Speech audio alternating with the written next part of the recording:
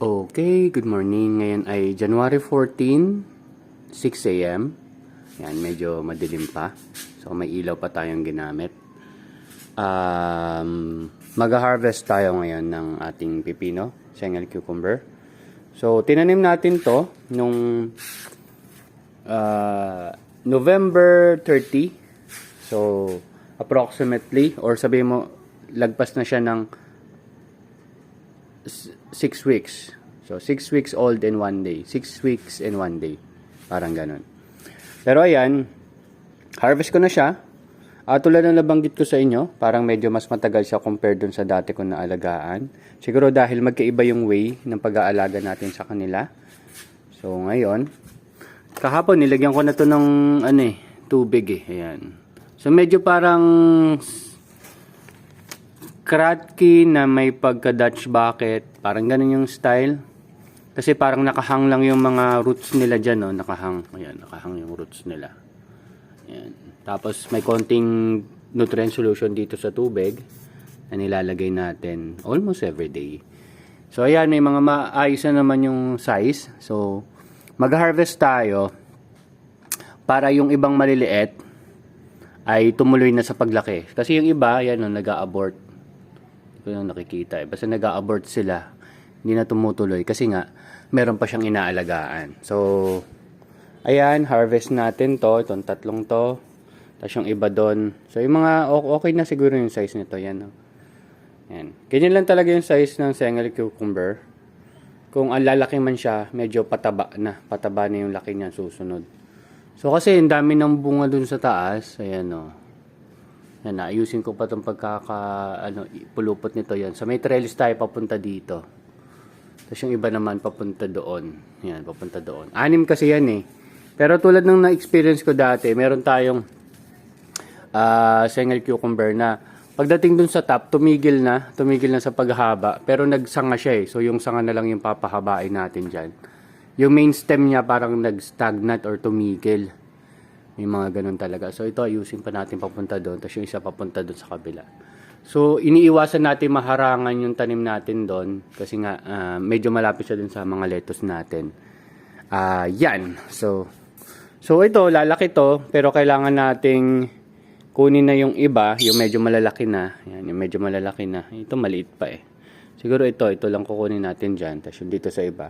So, depende sa size. Based naman sa timbang niyan, siguro mga 100 grams ang mga timbang niyan. Pero titingnan ko rin, banggitin ko na lang sa next video. So, ayan, may mga lumalaki pa doon. Lumalaki. So, kailangan natin bawasan. Ayan, isang scenario din. Ayan, hindi ko parang may scratch siya or something. Siguro masyado na siya nag-expand or matanda. So, kunin na natin yan. Or possible nakakaskas din siya dito sa yung skin niya nakakaskas dito sa stem dahil malakas ang hangin dito eh. So yan, nagkakaroon ng damage.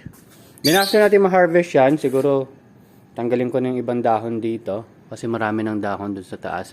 Hindi ko pa talaga alam yung management in terms of gaano karaming dahon yung ititigil natin or ititira natin dito.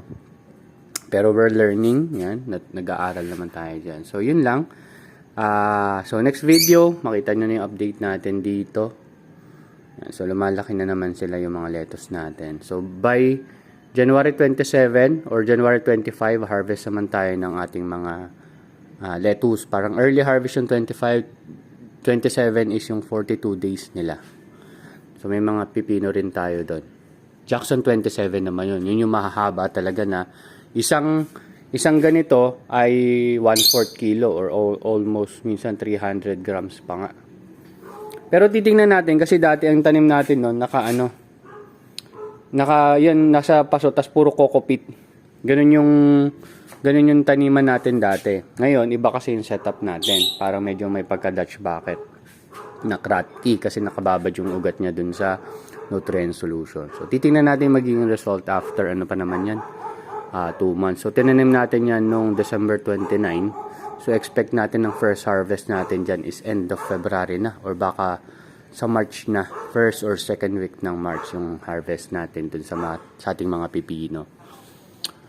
So hopefully maging maganda kasi marami talaga nag-expect din itong ating mga pipino. So moving forward, after natin alagaan to kasi ang timeline ko dito mga 3 months lang, tapos palitan na. Ang papalit natin dito is Jackson 27. So isang variety lang ng pipino ang alagaan natin para dun sa tinatawag nilang cross-pollination. Tsaka wala na rin akong buto nito. Tulad na nabanggit ko, ang buto ng Japanese cucumber ay 25 pesos each. Dun sa nabili ko kasi 10 pieces, 250. Then dun naman sa ating Jackson 27, mura lang.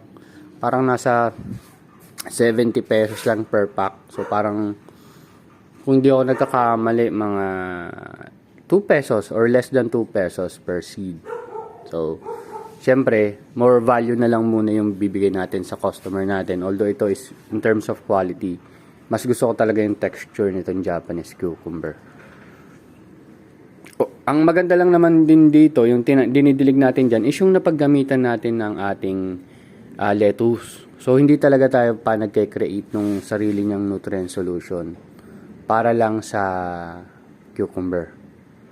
So, nagre-reuse lang tayo ng ating mga nagamit na nutrient solution. So, yun lang. Tapusin ko na tong video and kung may tanong kayo, let me know. And bye-bye!